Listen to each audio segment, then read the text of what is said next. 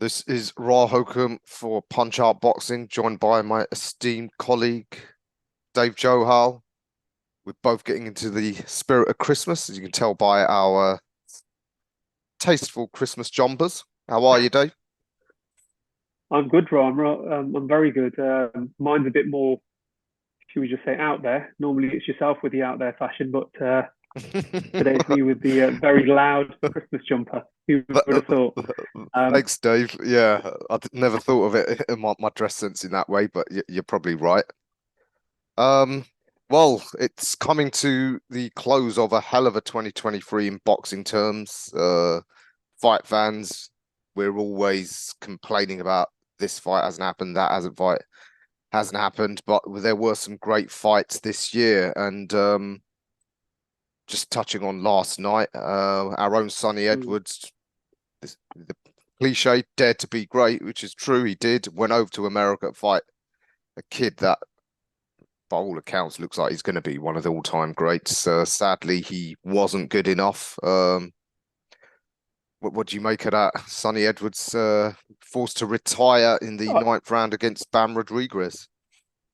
yeah, so I think first off, dare to be great. He went in someone's backyard as a world champion, and what really got me the most in a good way, in a positive way, is the way Sonny Edwards took the loss.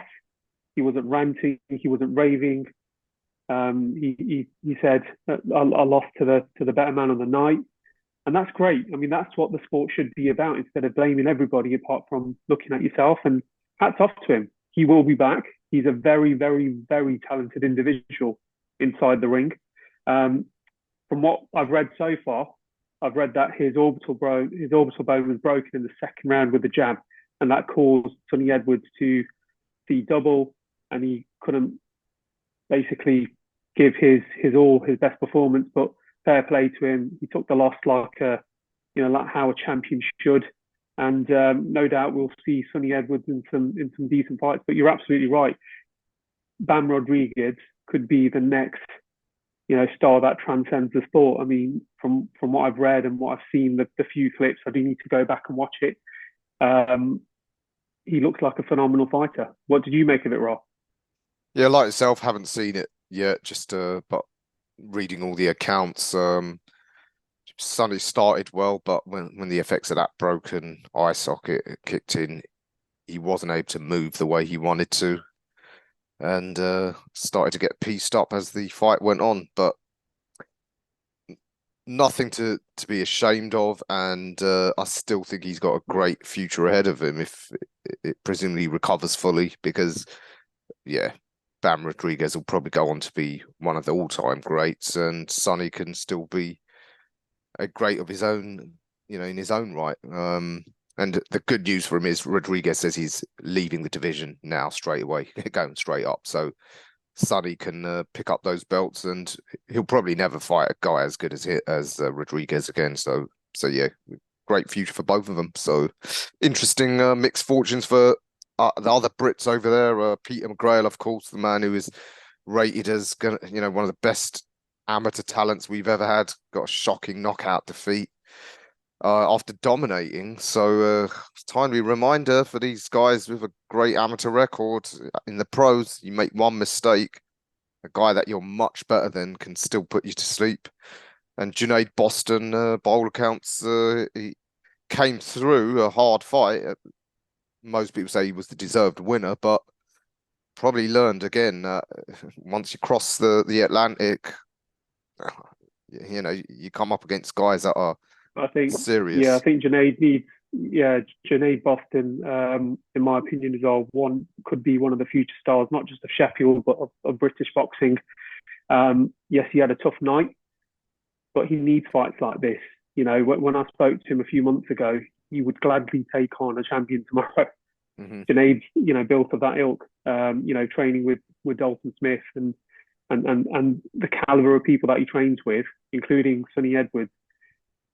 He needs a test, and that's what he got last night. So fair play to him, and you know, I honestly think he could be a future star of world boxing.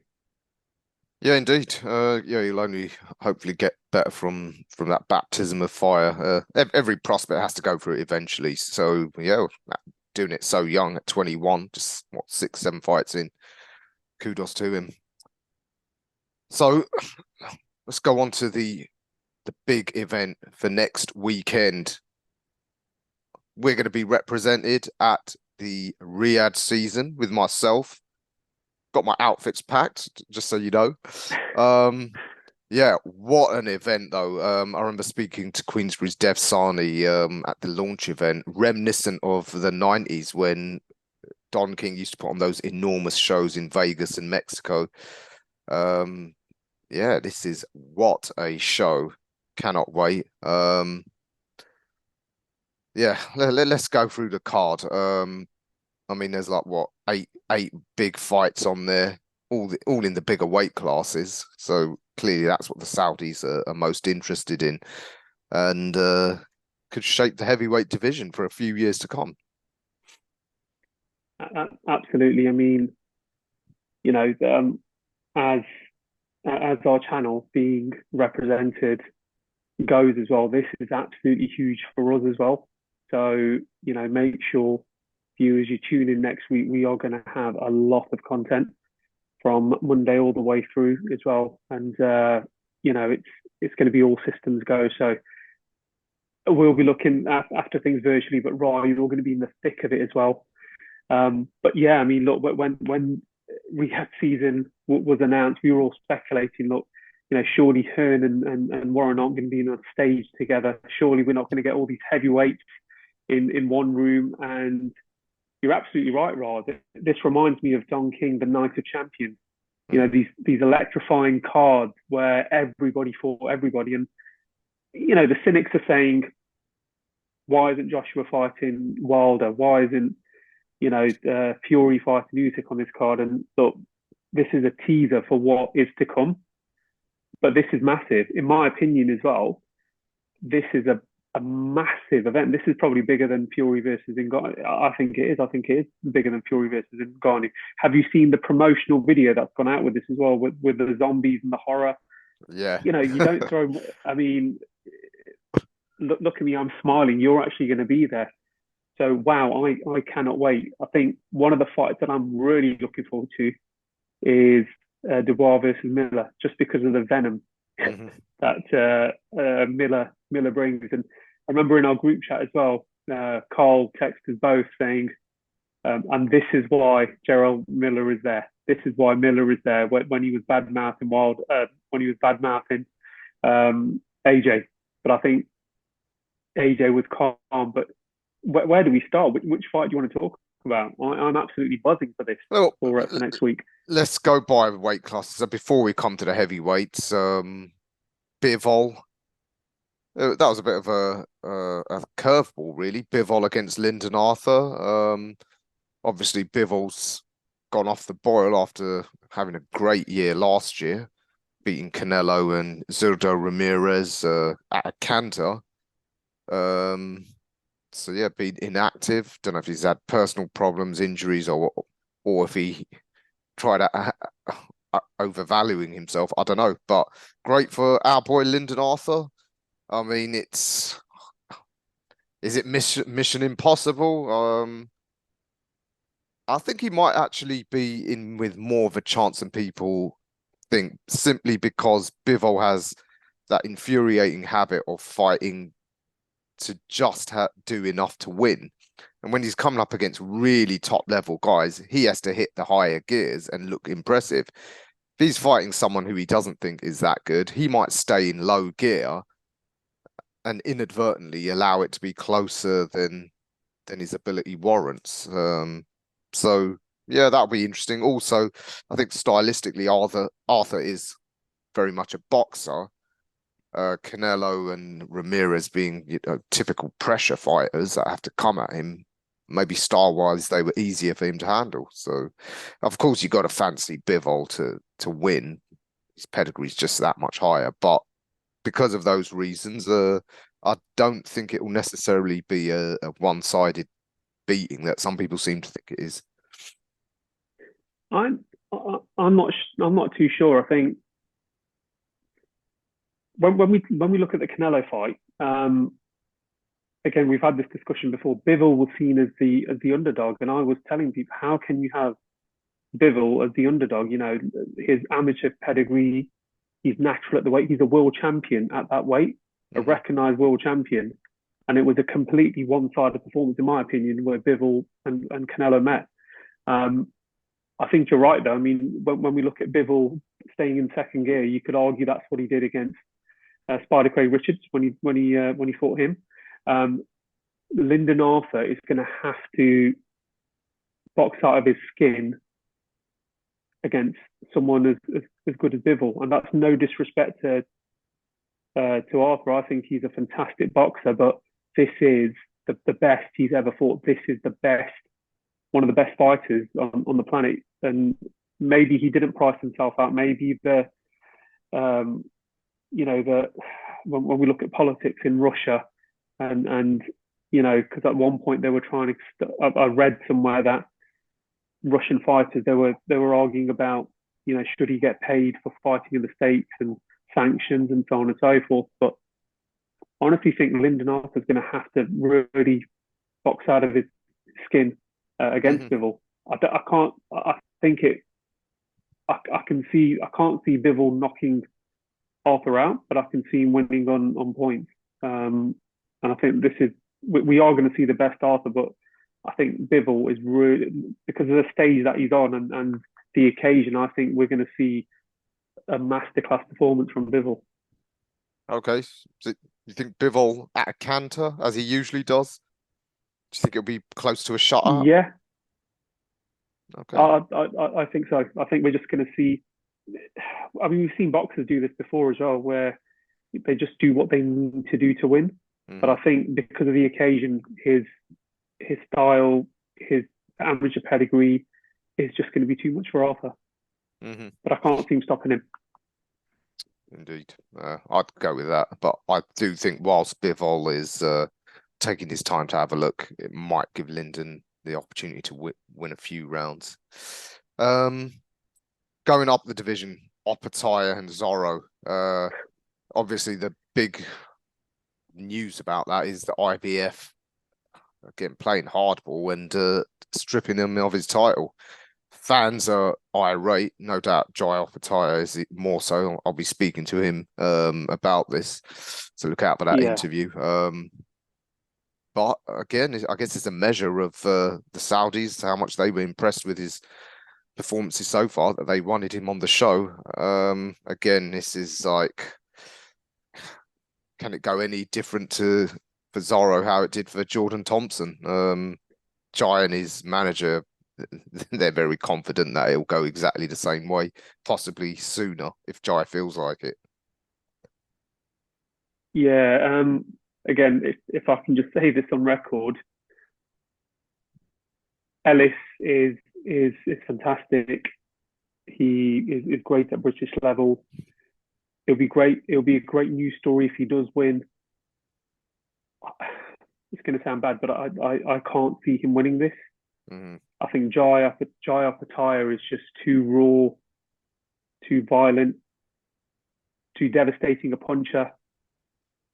And I think, unfortunately for Zorro, I think this will end via a stoppage. I think he'll last longer than Thompson, Mm-hmm. but I think he'll get stopped. I think Jai Apataya's power, his ferocity is just it's phenomenal. I mean, look, this year he fought Bradis with a broken jaw for 9 rounds.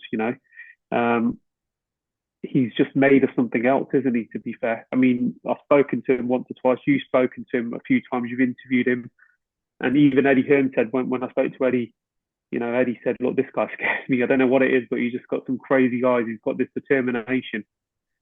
That's not to say would we, as Brits, like to see Zorro win? Absolutely, 100%.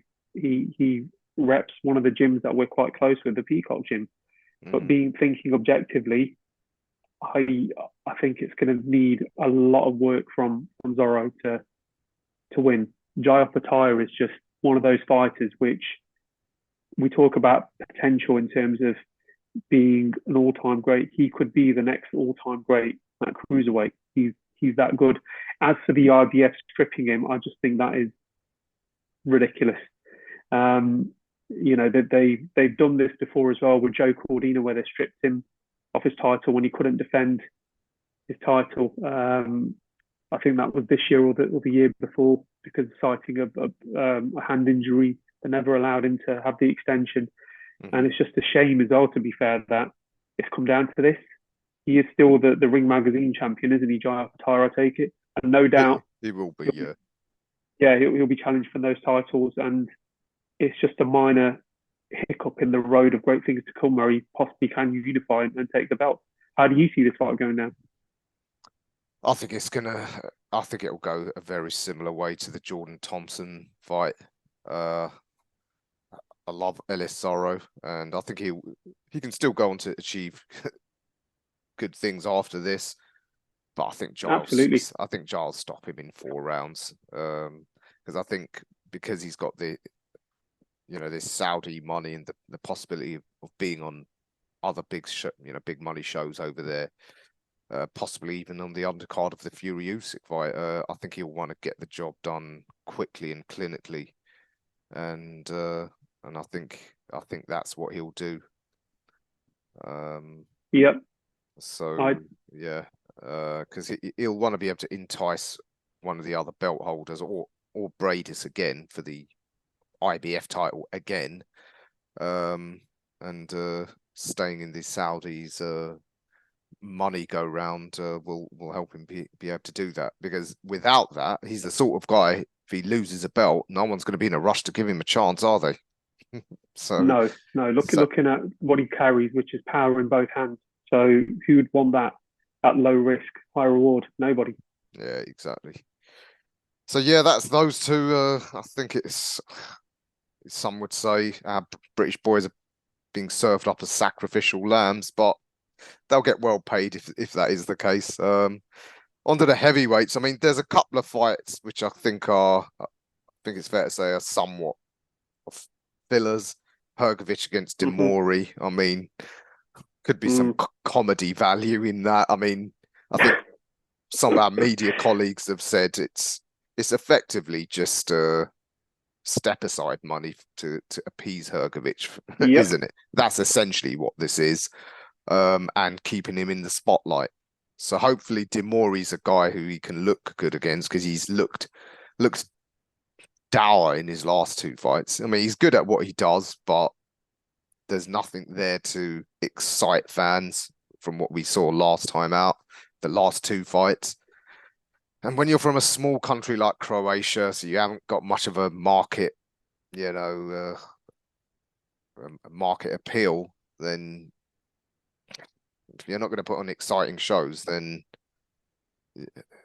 you're going to be forced into these sort of step aside situations.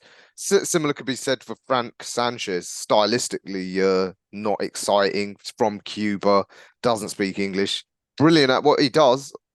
Like Hrgovic, he could beat some of the big names for sure, but getting that chance is going to be difficult. So I think for these two, Sanchez's fight against Farr, who's obviously already been knocked out by a couple of guys like Lucas Brown of all people. And he went the distance with Joe Parker as well, and that was it wasn't the best fight, was it? I don't know if you remember that fight. I do remember seeing that. Yeah.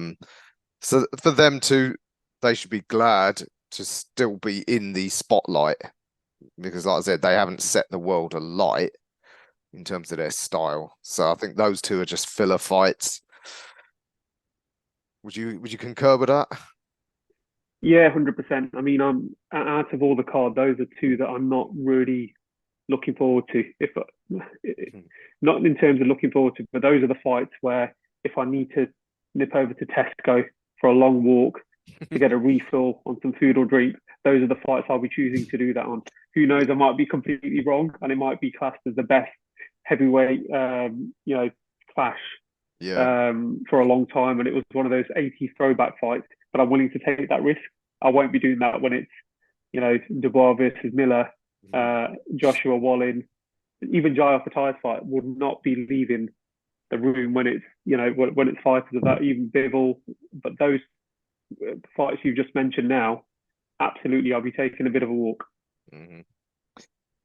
All right, well, I mean, Makhmudov, he's been invited back to a Riyadh season.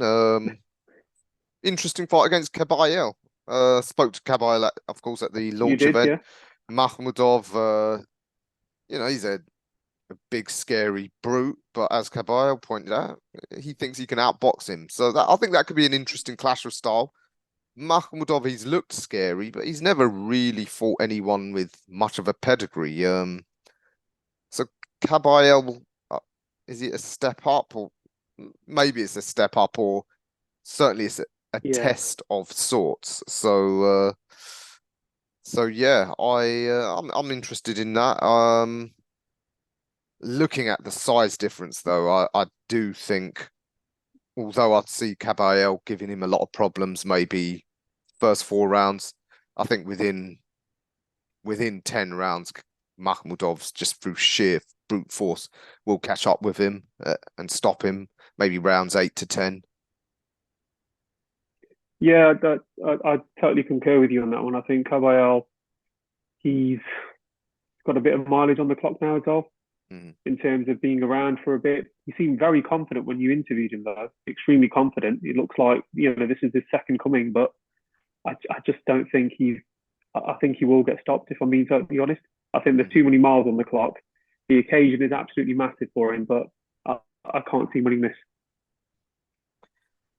But the fight that I think could steal the show, as you mentioned, Dubois v Miller.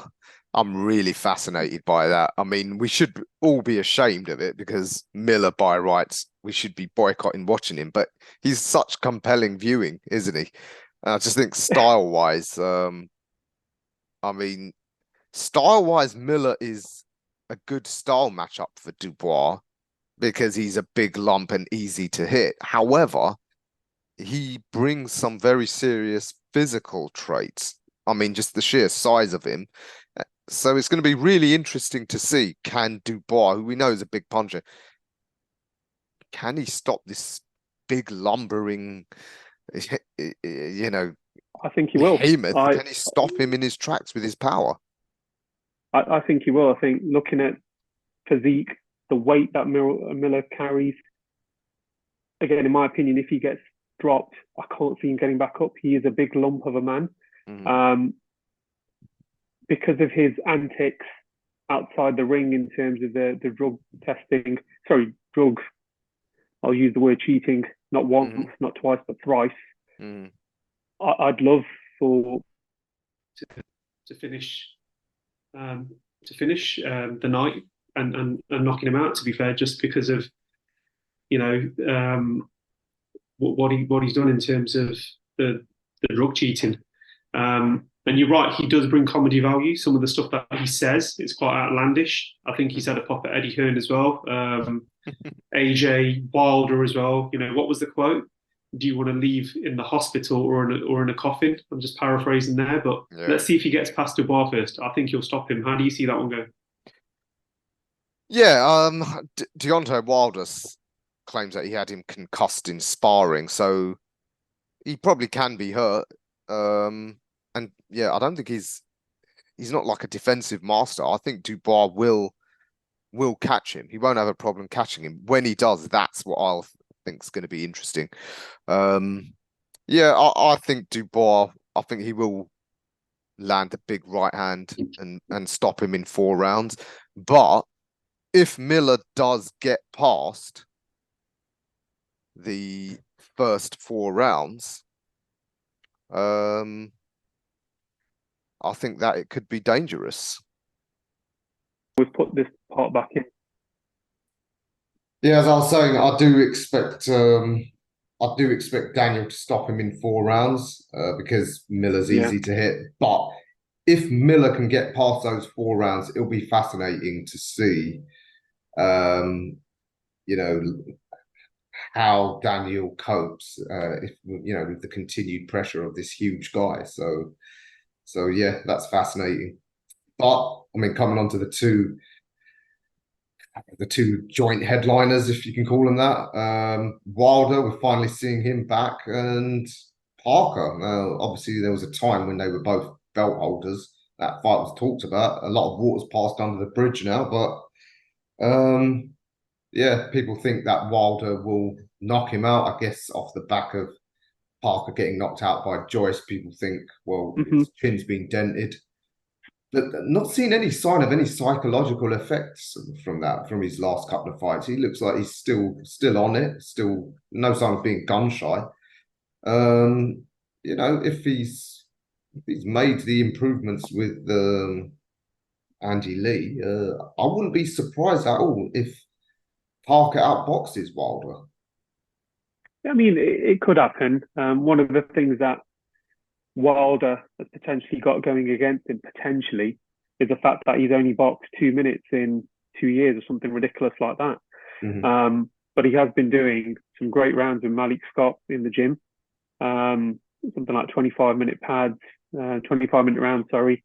But Parker, in my opinion, I think the best Parker we had was when he was with Kevin Barry. I think that's the best Parker we had. He lost his way a bit since moving here. It's going to be an interesting one, isn't it? I think Wilder wins on points.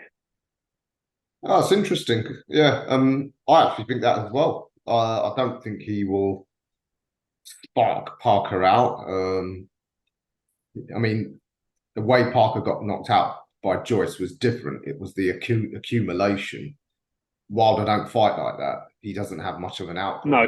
He's dependent on that single perfect shot.